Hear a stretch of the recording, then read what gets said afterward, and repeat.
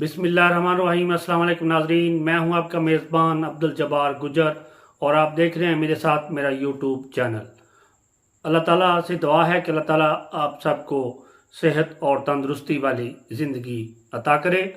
मोहतरम नाजरीन, जो टॉप ट्रेंड के होते हैं टॉपिक, वो तो अक्सर जब वो उन दिनों कोई इशू हो तो देखा जाता है, लेकिन मैंने आपकी जो दिलचस्पी है उसको मद्देनज़र रखते हुए सल्तनत उस्मानिया पे जो एक सीरियल कह लें कि शुरू की हुई है, और उसका ज़िक्र करता आ रहा हूँ, जो कि एवरग्रीन है। आप ज़िंदगी के किसी भी हिस्से में इसको खोल के देख सकते हैं, इसको चला कर देख सकते हैं। पिछला जो इसी का पार्ट 1 था, मोहम्मद ख़ान, उसके बेटे बाज़ेद ख़ान सानी तख्त नशीन हुआ। उसका भाई जमशेद जो था वो कैद सोबत में कैसे उसने ज़िंदगी गुजारी, ये मैं पिछले पार्ट में इसी के साथ जो था, यानी कि बाज़ेद ख़ान सानी का जो दौरे हुकूमत था उसमें मैं ज़िक्र कर चुका हूँ।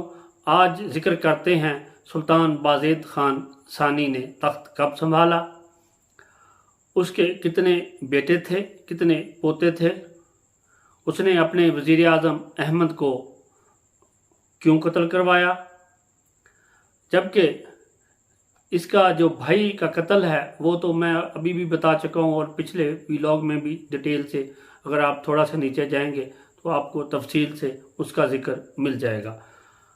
सुल्तान बाज़ेद ख़ान सानी ने 886 हिजरी में कोई तख्त संभाला, यानी कि तख्त नशीन हुआ। उसके बाद इन दोनों भाइयों के दरमियान तकरीबन 2 मरतबा लड़ाई हुई, जिसमें दोनों बार ये मोहम्मद ख़ान सानी कामयाब हुआ। तो फिर वो भागकर मिस्र चला गया और मिस्र के बाद वो फिर जो यूरोप की तरफ गया, इटली और फ्रांस में तकरीबन 13 साल उसने कैद व सोबत की ज़िंदगी गुजारी। इस दौरान यानी कि बाज़ेद ख़ान ने मिस्र पर चढ़ाई की, मगर वहाँ जो ममलूकी थे उन्होंने इसको मतवातर शिकस्तें दी। शिकस्तों से तंग आकर बाज़ेद ख़ान ने उनसे सुलह कर ली और यूं फिर इसने मिस्र की जानब देखना छोड़ दिया। जबकि जमशेद खां का जो ख़ानदान था वो मिस्र में ही, यानी कि उसकी वालदा और उसकी बीवी जो थी वो मिस्र में ही थी क़याम पज़ीर। जैसे वो चला गया और फिर इसने देखा कि कोई 895 हिजरी में जो इसका वज़ीर आज़म, इसके वालिद के दौर का वज़ीर आज़म था अहमद, उसकी मकबूलियत इसकी फ़ौज में बढ़ती जा रही है। इसने पहले उसको कत्ल करने का मंसूबा बनाया, तो कत्ल करने के लिए इसने उसको गिरफ़्तार कर लिया, क्योंकि वो अपनी फ़ौज में बहुत हरदिल अजीज़ शख्स था। उसकी जानिसार फ़ौज ने जब उसको गिरफ़्तार कर लिया अहमद को, तो उसकी फ़ौज ने इसका अहमद यानी कि सुल्तान बाज़ेद का घेराव कर लिया।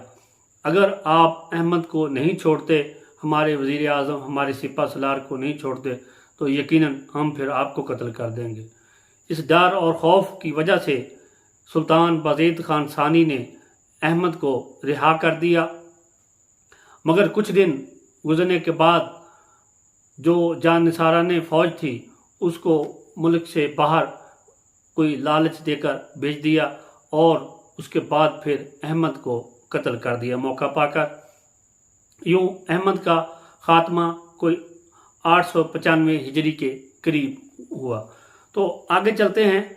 इसने इसकी ज़िंदगी में कोई ख़ास काम मोहतरम नाज़रीन नहीं हुए। इसने सिर्फ़ एक काम किया कि बहरी बेड़े इसने बड़े ज़ौक़ व शौक़ से बनाए, वो भी इस डर से कि इसका भाई फ्रांस और इटली में कैद था, कहीं वो वेनिस के ज़रिए इनके कुस्तुनतुनिया पर हमला आवर ना हो जाएं। इस डर से इसने बहरी बेड़े बनाए। मगर नाजरीन, वो जब वो कैद की ज़िंदगी में वफ़ात हो गया, उसे इसने कत्ल करवाया, तो फिर ये दलेर हो गया, शेर हो गया, बहादुर हो गया। फिर इसने कुछ इलाके फ़तह किए, मगर ये कोई इतना काबिल आदमी नहीं कि इसका ज़िक्र इतना किताबों में आ जाए कि कोई किताब या तारीख़दान इसका बार बार जिक्र करें। मगर मजबूरन तारीख़ में इसका, क्योंकि दौर 32 साल दौर इक़्तिदार है, तो इसका ज़िक्र तो आना है। सल्तनत उस्मानिया को चलाने के लिए जो इसने 32 साल इसने तगोदो की, वो ज़िक्र तो ज़रूर आएगा। मगर इसके दौर में इधर इंडिया हमारा जो है उस वक़्त मुत्तहिदा था, यानी कि हिंदुस्तान था। उस वक़्त इधर सुल्तान सिकंदर लोदी हुक्मरानी कर रहे थे, और इसी दौर में कोलंबस ने यानी कि वो सल्तनत उस्मानिया तो नहीं था, यानी कि दौर यही था। कोलंबस ने वो अमेरिका दरियाफ्त किया, और इस तरह और भी कई नामवर लोग इसके दौर में आए। अब्दुर्रहमान जामी साहब अपनी ज़िंदगी के आखिरी दिन गुजार रहे थे जब ये पैदा और ये तख्त नशीन हुआ। उन्होंने कुछ इसका अपनी किताब में ज़िक्र भी किया, बाज़ेद खानसानी का, अब्दुर्रहमान जामी साहब ने।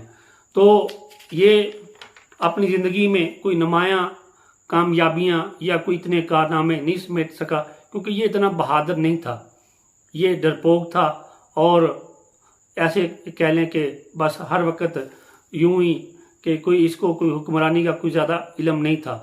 जो इसके मशीरान थे वही चलाते थे। पहले अहमद इसके वालिद के दौर का था, उसने इसको बड़ी नसीहतें की, बहुत समझाया बुझाया, तंग आकर उसको फिर इसने कत्ल कर दिया कि ये मुझे बार बार क्यों रोकता है। तो ज़्यादा भी लोग लंबा हो जाएगा, क्योंकि तारीख़ पे तो बहुत से सफ़ात बढ़े जा सकते हैं यहाँ, क्योंकि आपको मुख्तसरन बताना है। जब ये फौत हुआ तो इसके कोई 8 बेटे थे और 9 पोते थे।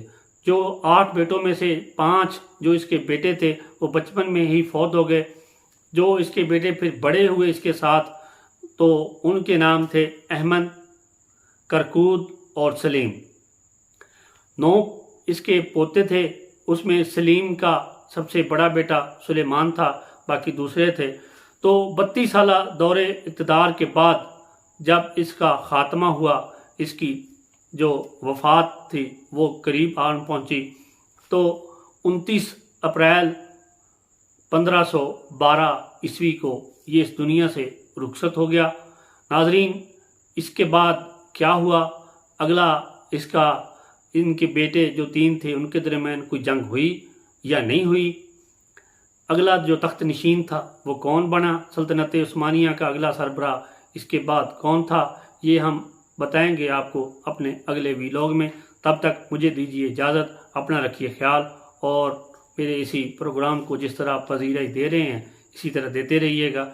ये क्योंकि एवरग्रीन स्टोरी, एवरग्रीन हिस्ट्री है, तो इसको देखना, जानना, सुनना हर बंदा पसंद करता है।